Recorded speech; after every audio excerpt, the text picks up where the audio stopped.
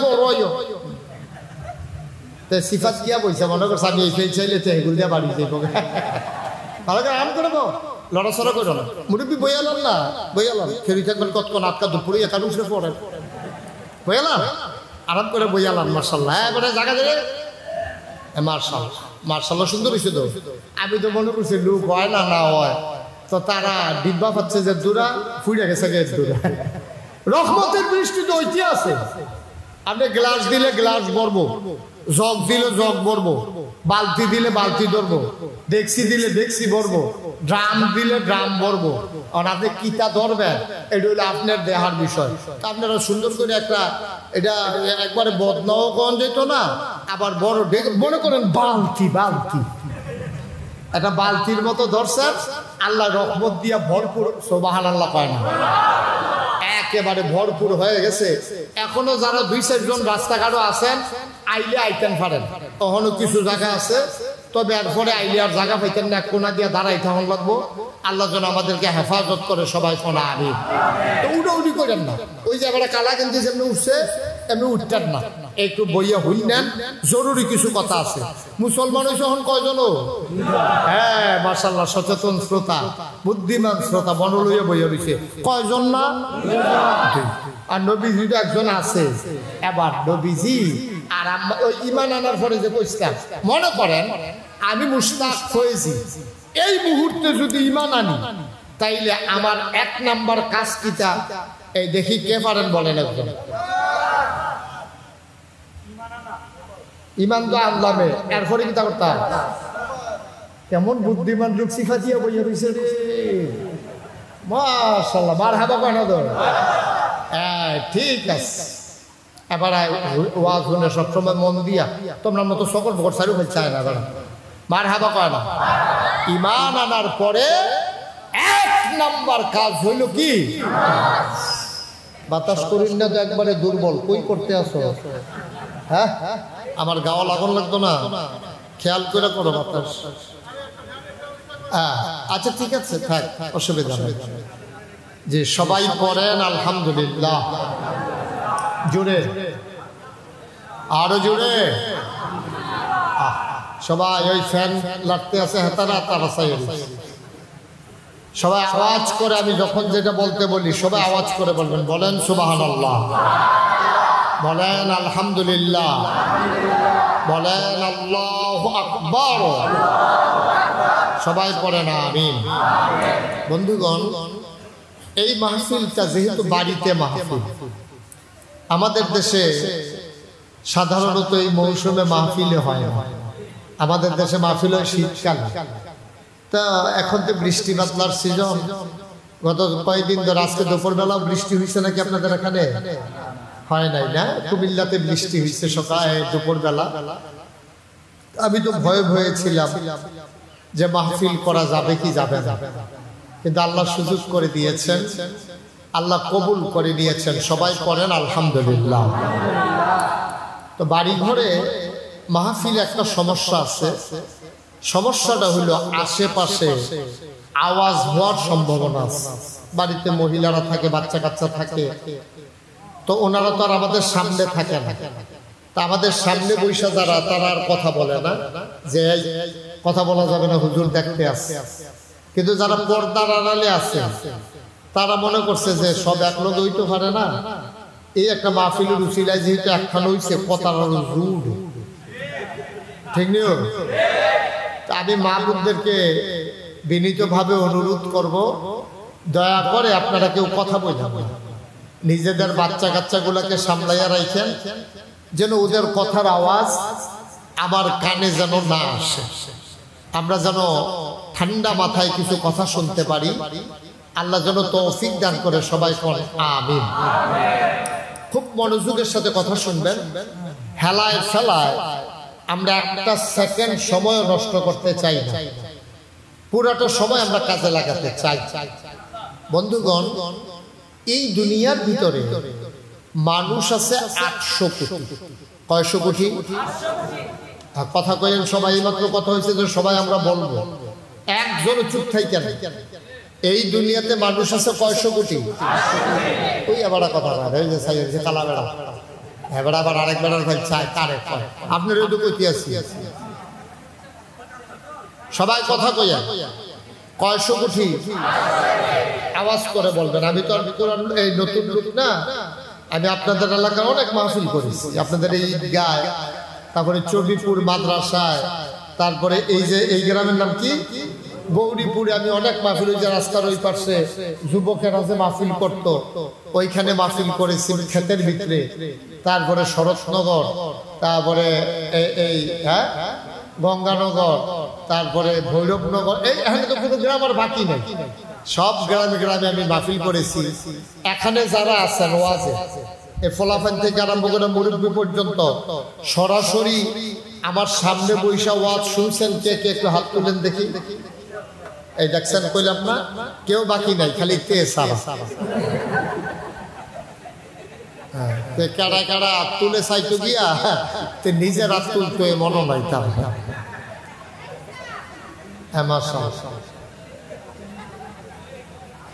হ্যাঁ ঠিক আছে, সবাই পড়েন আমিন। তাইলে আমি আপনাদের পুরান মানুষ, আপনারও আমার পুরান মানুষ, অনেক মুরব্বি আমি হারাই ফেলছি। এই যে আপনাদের এই যে ঈদগাহ কি কয় গ্রাম মিলে ঈদগাহ, কি ঈদগাহ কয়? সপ্তম গ্রাম। এই সপ্তম গ্রাম ঈদগাহতে আমি মাহফিল করেছি। তখন আমার সাথে ডাক্তার নুরুল হক সাহেব, শান্তিপুর কাঠের ফুলে, শান্তিপুরের ডাক্তার নুরুল হক সাহেব, উনি আমার সাথে সাথে আসতেন, কথা শুনতেন।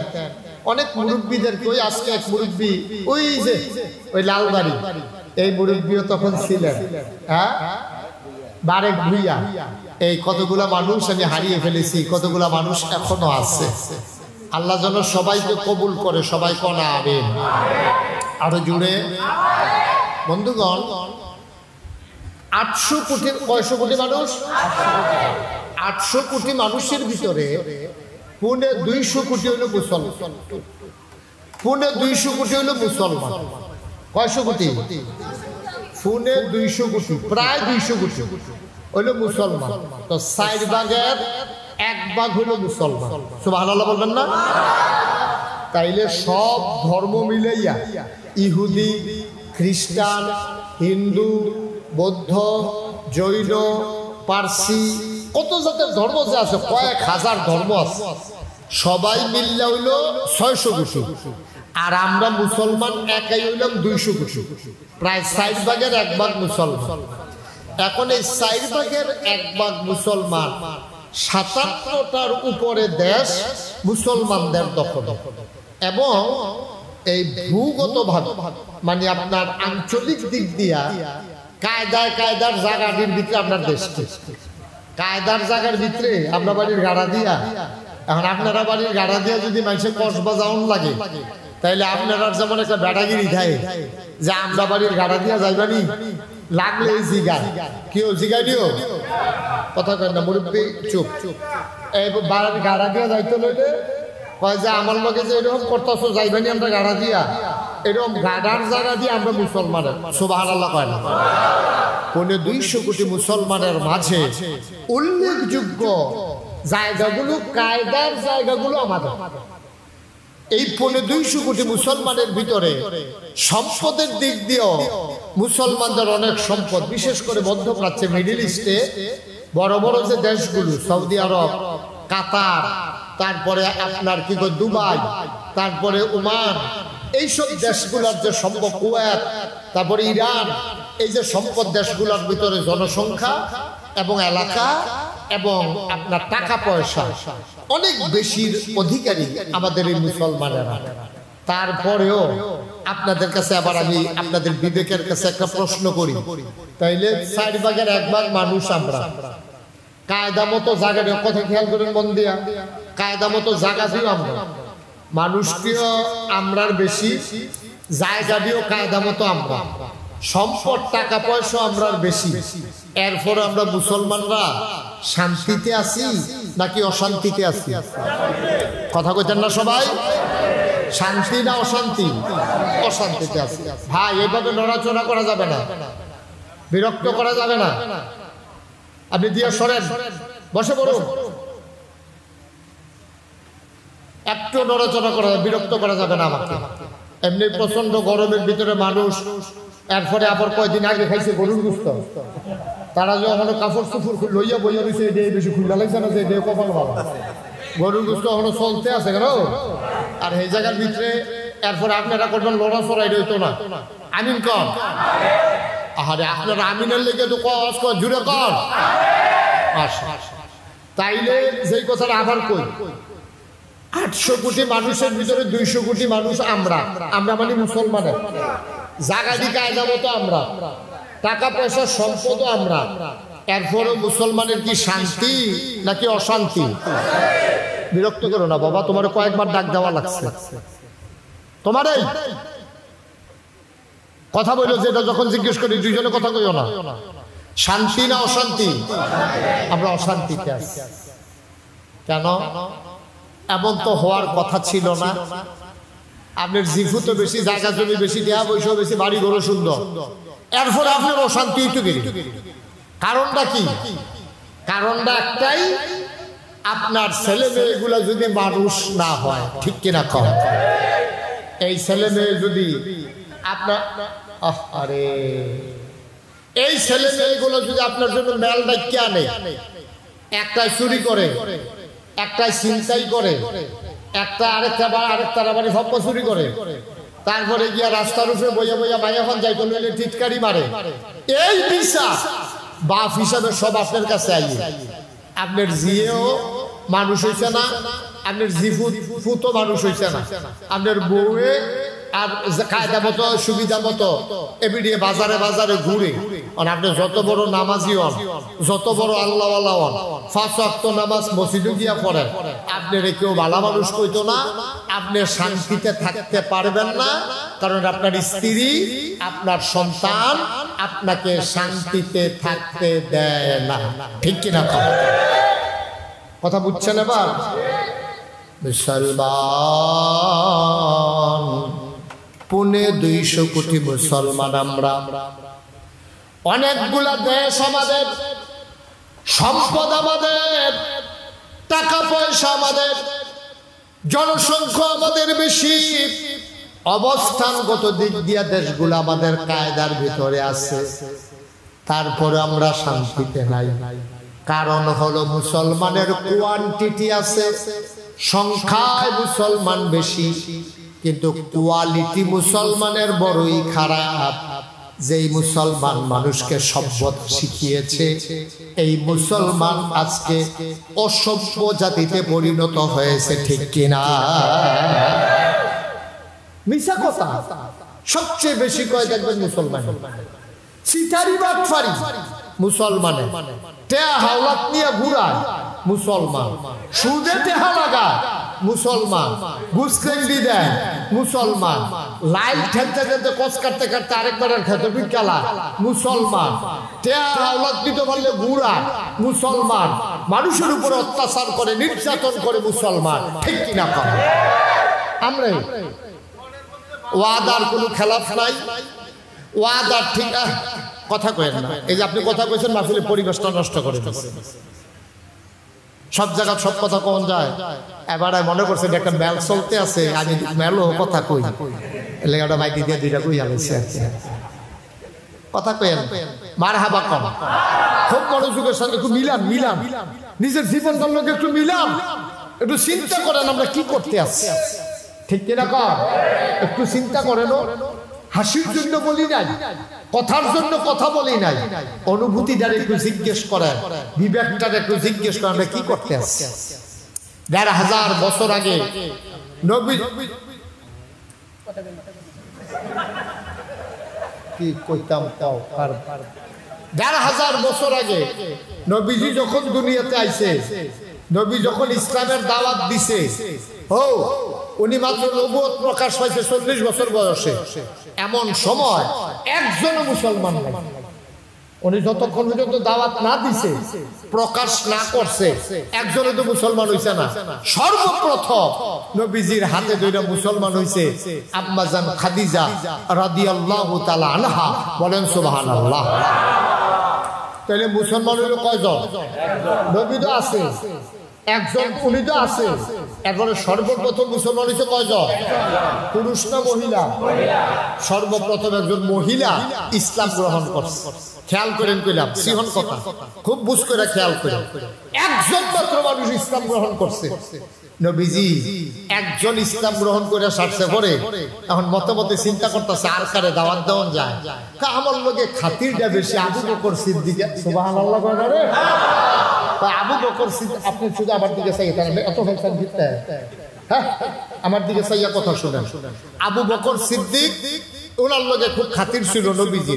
নবুয়ত তখনও প্রকাশ পায় নাই। নবুয়ত প্রকাশ পাওয়ার আগে আবু বকর সিদ্দিকের লগে খাতির আছে। খাতির আছে কেন? কারণ ভালা ভালা মানুষের লগে নবীজির সম্পর্ক আছে। আবু বকর সিদ্দিক ওই জমানায় খারাপ মানুষটির ভিতরে উনি ছিল সবচেয়ে ভালো মানুষ। সুবহানাল্লাহ জানেন না? আবু বকর সিদ্দিক মিছা কথা কইতো না, সিটারি বাটপারি নাই, তারপরে মানুষকে খুব সাহায্য সহযোগিতা করত। কোনোদিন কেউ রাস্তায় এই ওনার দরজা তাইসা খালি হাতে কেউ ফিরত গেছে না। এই আবু বকর সিদ্দিক এই জাহেলিয়াতের জমানায় কোনো সিটারি বাটপারি নাই, মারামারি দফাদফিত নাই, নবীর লগে লেগে খাতির আছিল বালা। নবীও যেরকম আবু বকর সিদ্দিকও অক্কারে কাছাকাছি। সুবহানাল্লাহ কয় না? দুজনের ভিতরে খাতির। এখন নবীজি যে নবুয়ত পাইছে, আম্মাজান খাদিজারে তো কইছে, কোয়ার পরে একদিন রাস্তা দিয়ে আটকে আছে। খেয়াল করে সুবহানাল্লাহ কইতেন না? রাস্তা দিয়ে আটকে আটতে সামনে গিয়া পড়ছে আবু বকর সিদ্দিক। আসসালামু আলাইকুম। ওয়া আলাইকুম আসসালাম। নবীজি এই আবু বকর সিদ্দিক মুহাম্মদ, তখন তো ওই উনি যে নবী হইছে প্রকাশ হইছে এটা তো আবু বকর সিদ্দিক জানে না, তো নাম লইই কইছে, কয় মুহাম্মদ। সবাই কোন সাল্লাল্লাহু। নবীর নাম শুনলে কি পড়তে হয়? দুই একবার না বারবার, দুই একদিন না প্রতিদিন, দুই এক সপ্তাহ না প্রতি সপ্তাহ, দুই এক মাস না 12 মাস, দুই এক বছর না সারা জীবন আমরা পড়ব সাল্লাল্লাহু আলাইহি ওয়াসাল্লাম। আবু বকর সিদ্দিক ডাক দেয়া, মুহাম্মদ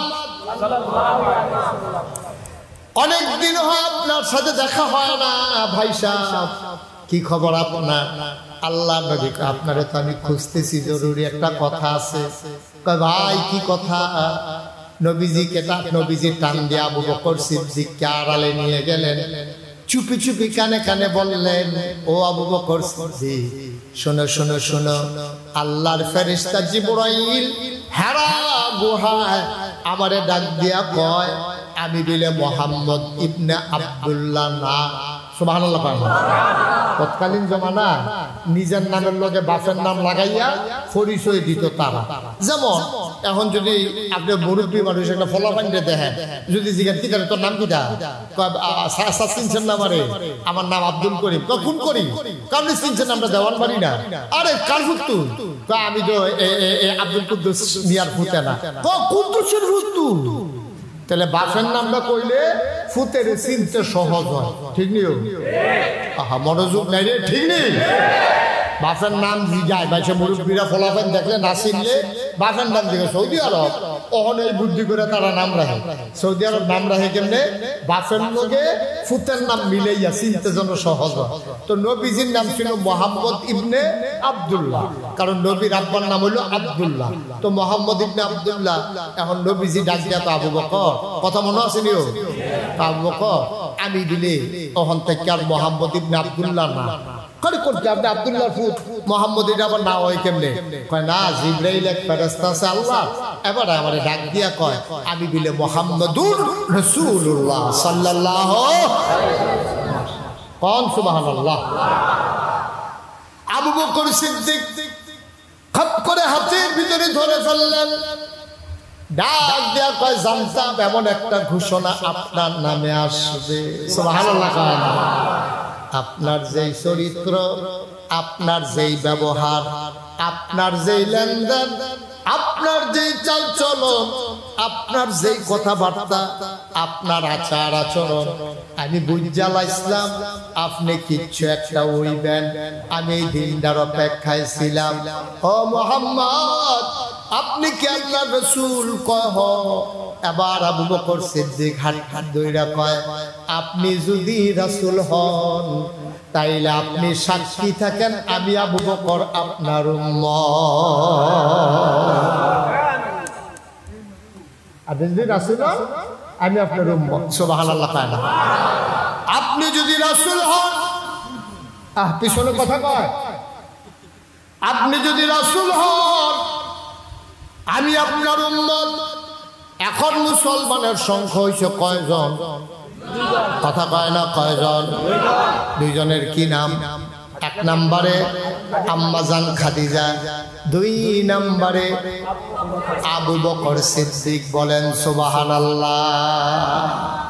মুসলমানের সংখ্যা বাড়তে আছে ধীরে, স্লোলি, খুব আস্তে আস্তে আস্তে আস্তে, একজন দুইজন করে আস্তে আস্তে বাড়তে। সুবহানাল্লাহ কেন তো?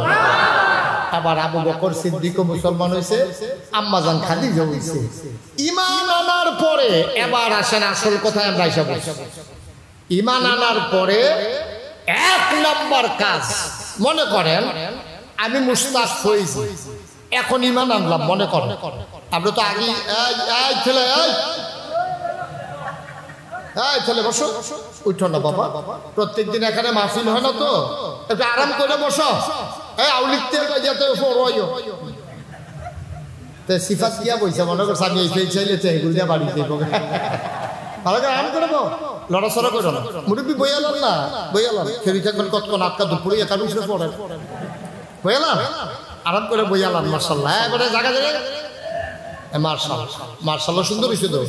আমি তো মনে করছি লোক হয় না না হয়, তো তারা ডিব্বা পাচ্ছে যে দূরা ফুড়ে গেছে দূরা। রহমতের দৃষ্টি তো ঐতি আছে। আপনি গ্লাস দিলে গ্লাস ভরবো, জগ দিলে জগ ভরবো, বালতি দিলে বালতি ধরবো, ডেক্সি দিলে ডেক্সি ভরবো, ড্রাম দিলে ড্রাম ভরবো। আর আপনি কিতা ধরবেন এটা হলো আপনার দেহার বিষয়। আপনারা সুন্দর করে একটা, এটা একবারে বদনাও কন যেত না, আবার বড় মনে করেন বালতি, বালতি একটা বালতির মতো ধরছেন, আল্লাহ রহমত দিয়া ভরপুর। সুবহানাল্লাহ পায় না, একেবারে ভরপুর হয়ে গেছে।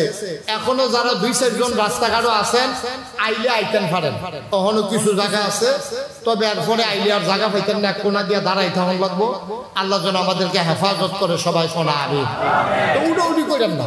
ওই যে এবারে কালা গেঞ্জি যেমনি উঠছে এমনি উঠতেন না, একটু বইয়া হই নেন, জরুরি কিছু কথা আছে। মুসলমান হয়েছে এখন কয়জন? হ্যাঁ মাশাআল্লাহ, সচেতন শ্রোতা, বুদ্ধিমান শ্রোতা, মনে লইয়া বইয়া রয়েছে কয়জন না? আর নবীজি তো একজন আছে। এবার নবীজি আর ঈমান আনার পরে যে কইছিলাম, মনে করেন আমি মুশতাক হয়েছি, এই মুহূর্তে যদি ঈমান আনি তাইলে আমার এক নাম্বার কাজ কিটা? এই দেখি কে পারেন বলেন একজন। ঈমান তো আনলামে, এরপরে কিটা করতাম? কেমন বুদ্ধিমান লোক সিফাজিয়া বইয়া রয়েছে রে, মাশাআল্লাহ, মারহাবা কেন তো? হ্যাঁ ঠিক আছে। এবার ওয়াজ শুনে সবসময় মন দিয়া, তোমরা মতো সকল ভোট সারি হয়ে চায় না, মারহাবা কয় না। ঈমান আনার পরে এক নাম্বার কাজ হইল কি? আল্লাহর নবী কথা শুনে আম্মাজান খাদিজা রাদিয়াল্লাহু তাআলা আনহা ঈমান এনে ফেললেন। এখন আম্মাজান খাদিজা মুসলমান হয়ে গেলেন। এখন এক নাম্বার কাজ হইল নামাজ। তখন নামাজ আমাদের উপরে ফরজ হয় নাই, মুসলমানদের উপরে ফরজ হয় নাই, কিন্তু নবীজি নামাজ পড়তেন। আম্মাজান খাদিজারে নিয়ে ঘরের ভেতরে দরজা বন্ধ করে তিনি নামাজ পড়তেছেন, কেউ যেন না দেখে। বলেন সুবহানাল্লাহ।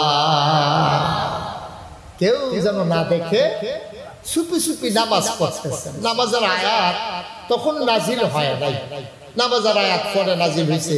আকিমুস সালাত ইন্নাস সালাতা তানহা আনিল ফাহশাই ওয়াল মুনকার। সূরা বাকারার ভিতরে এসেছে যে আলিফ লাম মিম যালিকাল কিতাবু লা রাইবা ফি হুদাল লিল মুত্তাকিন। এরপরে কয় আল্লাযীনা ইউমিনুনা বিল গায়ব ওয়া ইউকিমুনাস সালাত। সুবহানাল্লাহ বলবেন না? ইউমিনুনা বিল গায়ব ওয়া ইউকিমুনাস সালাত।